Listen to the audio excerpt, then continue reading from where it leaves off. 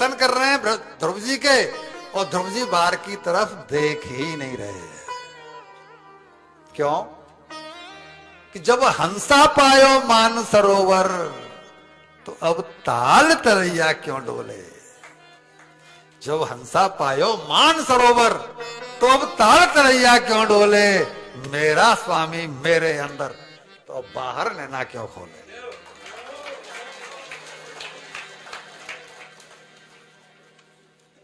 तब भगवान को मजबूरन उनके हृदय में जो अपनी छवि उनको दिखाई पड़ रही थी, उस विग्रह को वहां से हटाना पड़ा। और जैसे ही हटा, ये व्याकुल हुए कि भगवान कहां गए, तो वही भगवान सामने खड़े थे, पैरों में पड़ गए। प्रभु मेरी तपस्या सिद्ध हो गई, मैं धन्य हो गया, मैंने वो जन्म, इस जन्म को मानव जन्म मिलने का लाभ ले लिया। अब स्तुति करना चाहते हैं, लेकिन स्तुति कैसे करें, अभी तो केजी पूरी हुई है, अभी तो स्तुति जानते नहीं। भगवान समझ गए कि ध्रुव जी मेरी स्तुति करना चाहते हैं, तो अपना जो शंख चक्र गदा पद्म उनके चारों हाथ आयत में रहते हैं, अपना जो शंख है वो ध्रुव जी के कपोल से छुआ दिया। और कपोल से छुआते ही सारे वेदों का, शास्त्रों का, इसका सब का उनको ज्ञान। भगवान के लिए क्या मुश्किल है, कोई भगवान का हो तो जाए भाई। और स्तुति करते हुए, इसमें स्तुति बहुत ज्यादा है, बहुत ज्यादा में साथ 24 श्लोक हैं। मैंने केवल एक ही श्लोक लिया है, अपनी कमी बता दूं कि समय का अभाव इतना ज्यादा है कि हो नहीं पाता। जो सबसे ज्यादा पॉपुलर है, योन्ते प्रविश्य मम वाच मिमां प्रसुप्तां संजीव खत्त खिल शक्ति धर स्वधानां अन्यासस्त चरण सर्वत्तगादीन प्राण नमो भगवते पुरुषाय तुभ्यम।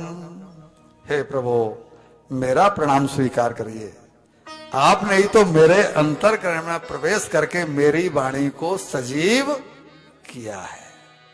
मेरी वाणी को आपने सजीव किया है, और फिर बड़े भगवान से, बड़े भाव से इन्होंने भगवान की स्तुति की। तब भगवान ने प्रसन्न होकर कहा कि बेटे ध्रुव कुछ वरदान मांगो। बोला अब आपको पा करके क्या मांगना, आपसे तो कुछ छुपा नहीं है। तो भगवान कह रहे हैं कि मुझसे कुछ छुपा नहीं है। भाव समझो, तत्व समझो, सूत्र समझो, युक्ति समझो।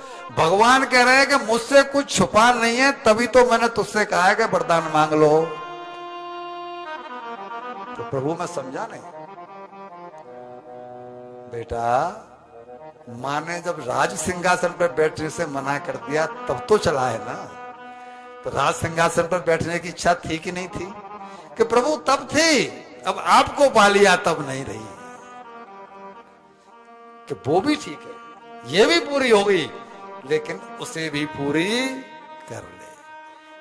तुम 36,000 साल तक पृथ्वी का शासन करो। तुम जब पहुंचोगे तुम्हारे पिताजी तुम्हें शासन दे करके चले जाएंगे। माता तुम्हारी मर जाएगी, वो वाली सौतेली, वो बेटा भी मर जाएगा, और तुम मेरे लोक में आओगे, मेरी गोदी में बैठोगे। मेरी आज्ञा है कि 36,000 वर्ष तक जाकर के राज्य करो। भैया जी जैसे ये खबर अपने दूतों से जब वापस गए और उनको मालूम पड़ी उत्तानपाद को कि भरत, वो तो उस दिन से चिंतित हो गए। नारद जी ने जाके उनको बता दिया था कि वो तेरी गोदी में नहीं बैठेगा, तू अभागा है, तेरे भाग्य में है ही नहीं, तेरे भाग्य में यश नहीं है, अपयश है, जो तूने भरत जैसे बेटे को घर से निकाल दिया है। अब वो तेरी गोदी में नहीं, अब वो भगवान की गोदी में बैठेगा। नारद जी ने जाके बता दिया था। उसी दिन से उनको वैराग्य हो गया कि मैंने बहुत गलत काम किया है। अपनी पत्नी को भी उन्होंने स्वीकार किया, जो सुनीति को छोड़ दिया था उसको भी स्वीकार किया।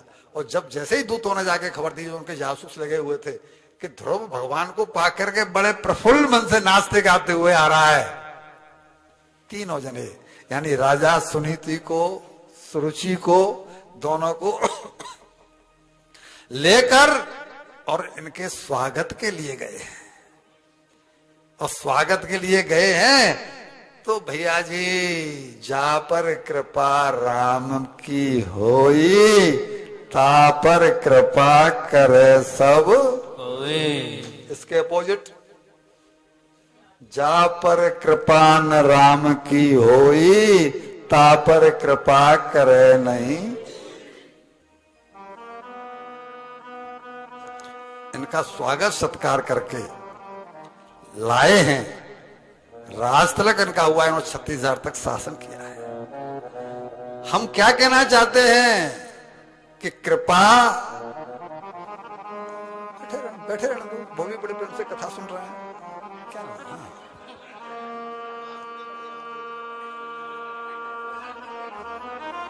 जाप कर रहे हैं, ध्रुव जी जाप कर रहे हैं। ये बालक तो बहुत ज्यादा आगे जाकर के सात्विक विचारों का बनेगा, ये तो